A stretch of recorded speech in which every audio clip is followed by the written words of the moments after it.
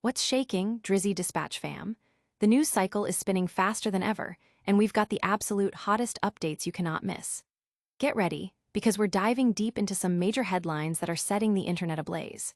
From legal battles to unexpected encounters, buckle up. This is your Drizzy Dispatch, and we're going live with the stories that matter now. First up, a legal showdown that's got everyone talking, involving a certain chart-topping artist and their own label. Then, we're jetting over to Europe for a hilarious, slightly alarming personal anecdote. After that, get ready for some corporate high-stakes drama as a music giant pushes back in a very public dispute. And finally, we're heading to the academic world for a call to action that could have wide-reaching implications. Don't go anywhere, your essential updates are right here, right now. Hit that like, subscribe, and ring that bell so you never miss a beat. Legal maneuvers in the music industry. This story delves into the intricate legal battles unfolding within the music industry, specifically highlighting a defamation lawsuit filed by the renowned artist Drake against his own record label. The core of this legal dispute is intrinsically linked to the highly publicized diss track, Not Like Us, a track that has generated immense discussion and speculation within the music community and beyond. Drake's decision to pursue legal action against his label, OVO Sound, over the track, which was famously released by Kendrick Lamar, signals a significant escalation in the ongoing feud between the two artists. The lawsuit reportedly centers on allegations of defamation, suggesting that the content or circumstances surrounding the diss track have caused reputational damage to Drake. The specifics of the defamation claim are crucial here, as Drake aims to establish that false statements were made with malice or negligence, leading to harm. The involvement of his own record label in this context is particularly noteworthy, raising questions about internal relationships, contractual obligations, and potential breaches. Record labels often play a pivotal role in artist development, promotion, and the management of intellectual property. When an artist sues their own label, it typically indicates a profound breakdown in trust or a severe disagreement over business practices or creative output. The nature of the alleged ammunition Drake is seeking from his label could range from communications related to the track's release, financial records, or internal discussions about the artist's brand and public image. This legal entanglement highlights the complex interplay between artistic expression, business relationships, and the legal frameworks designed to protect individuals and entities from harmful falsehoods. As the case progresses, the court's decisions on discovery, evidence, and the ultimate merits of the defamation claim will likely set important precedents for artist-label relationships and the boundaries of free speech within the context of music collaborations and rivalries. The public's fascination with this legal drama is amplified by the high-profile nature of the artists involved and the cultural impact of their music, making every development in this lawsuit a subject of intense scrutiny and analysis. The outcome could influence how artists and labels navigate future disputes, particularly those arising from competitive or confrontational artistic expressions. This legal action is more than just a dispute between artists. It's a deep dive into the business and legal structures that underpin the modern music industry, with implications for how creative conflicts are managed. Will Drake secure the evidence he needs, or will this legal battle take an unexpected turn? Next, we're heading overseas for a surprising personal encounter that's got everyone talking. Drake's potent mouthwash mishap in Germany. This story brings a lighter, yet cautionary, note from the global travels of superstar artist Drake, detailing an amusing yet intense encounter with a German mouthwash.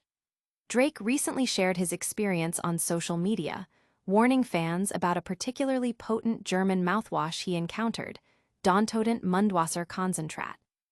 In a social media post, the artist expressed shock at the product's strength, humorously stating, "This will kill anybody under 30 years of age. Germany, WTF, this mouthwash almost did me in."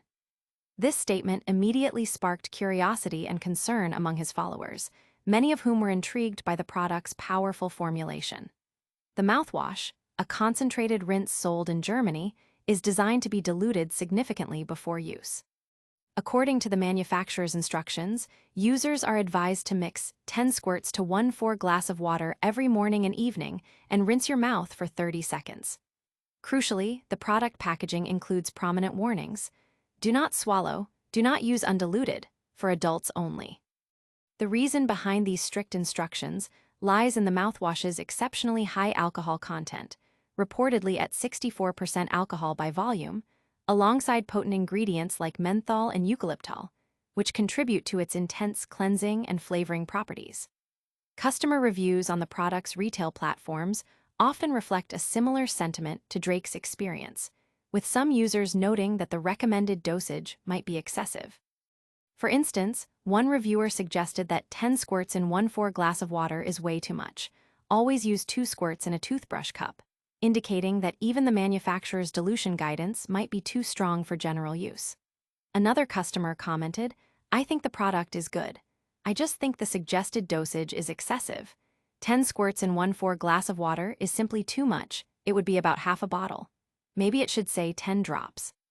This suggests a potential mismatch between the product's intended use and user expectations, particularly for those unfamiliar with highly concentrated oral hygiene products.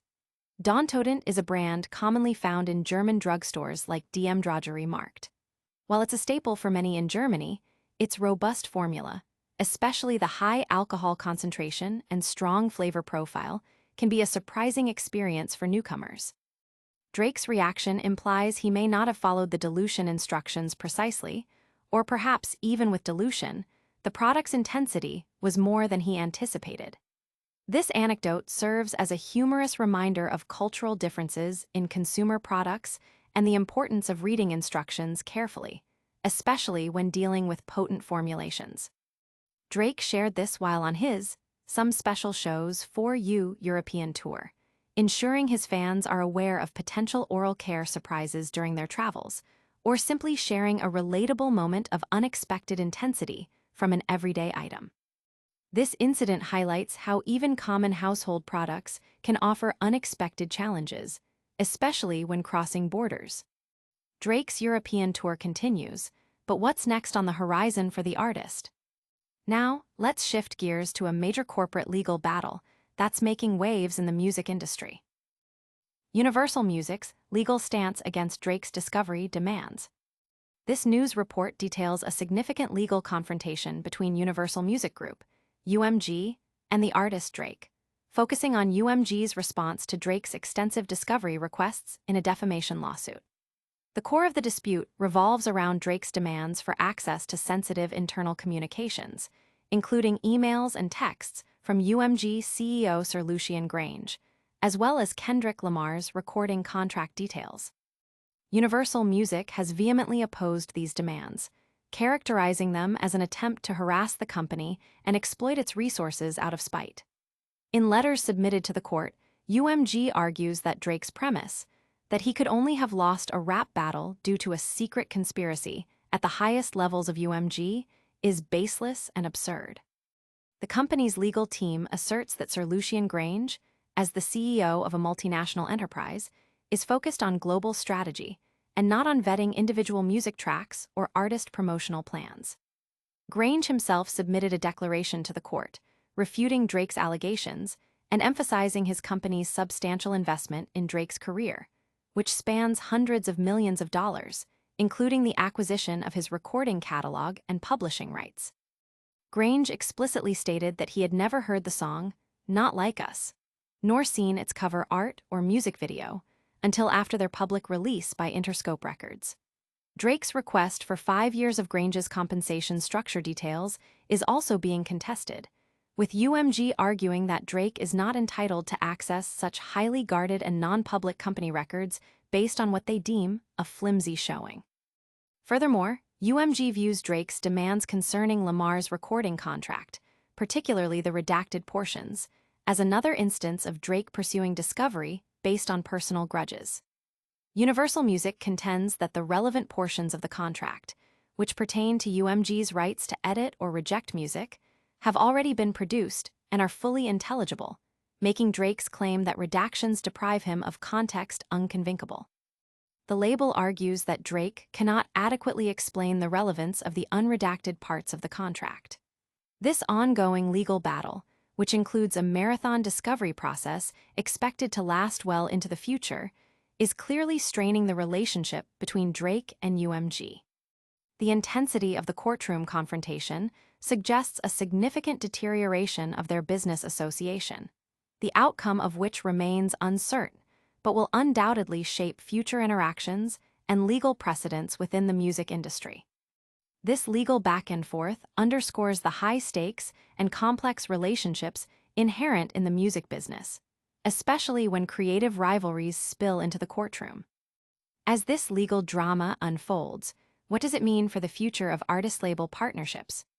Our final story takes us to the world of academia, where a significant directive has been issued regarding boycotts. UC President Michael Drake advocates against country-based boycotts. This news report highlights a significant directive issued by University of California, UC President Michael Drake, urging an end to boycotting practices targeted at countries. On July 2, shortly before his retirement, President Drake sent a letter to all UC chancellors mandating that university entities, including student governments, cease engaging in boycott actions based on a company's association with any particular country. While the letter does not explicitly name Israel, it arrives in the wake of years of pro-Palestine protests advocating for divestment from companies on the Boycott, Divestment, and Sanctions (BDS) list. The directive also appears to be influenced by external pressures, including an ongoing investigation by the U.S. Department of Education into alleged antisemitism on multiple UC campuses. President Drake justified his decision by referencing established university business policy, stating in the letter that university policies require that financial and business decisions be grounded in sound business practices, including competitive bidding.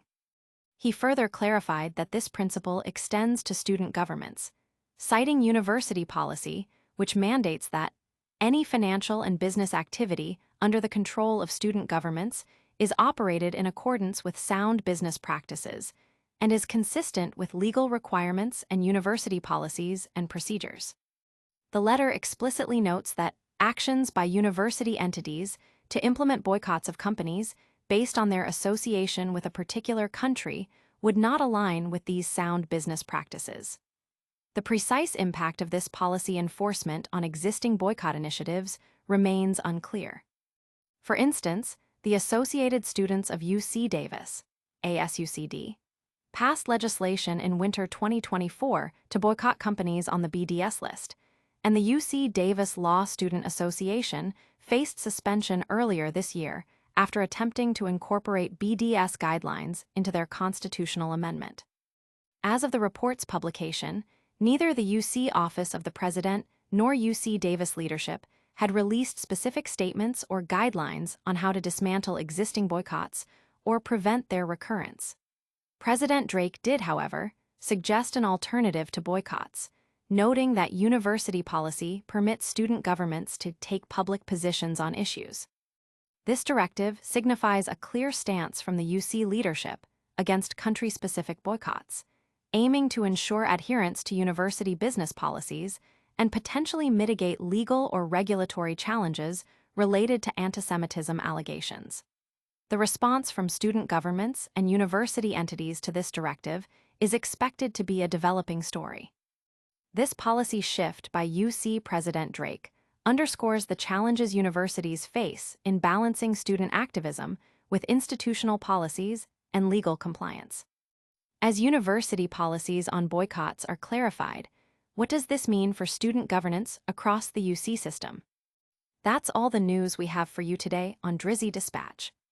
All right, let's do a lightning recap. Drake is in a legal battle with his own label over a diss track. He had a wild encounter with a super strong German mouthwash. Universal Music is pushing back hard against Drake's discovery demands in court, and UC President Michael Drake is calling for an end to country-based boycotts on campuses. That's a wrap on today's Drizzy Dispatch. Don't forget to smash that like button, subscribe to the channel, hit the notification bell so you don't miss our next upload. drop a comment below with your thoughts on today's stories, and follow us on all social media platforms for more exclusive content. We'll catch you in the next one.